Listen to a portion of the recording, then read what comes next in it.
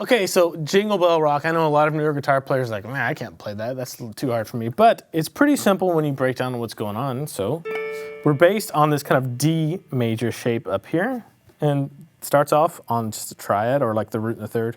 But I bar the B string as well because that's the next little step that we need to go to. So, and then you slide in from below. And then the same two notes that you started out with, but you slide up to them from one fret below.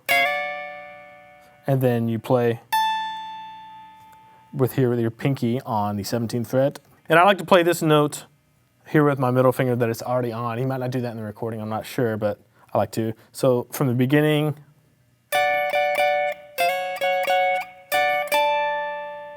and then we kind of shift down to the second base of operation for the rest of this riff. And it's this D major shape, the E bar chord shape. And we're gonna think about, at least I think about, D major pentatonic, and I play just 10 and 12 of the high E and B strings with these two fingers.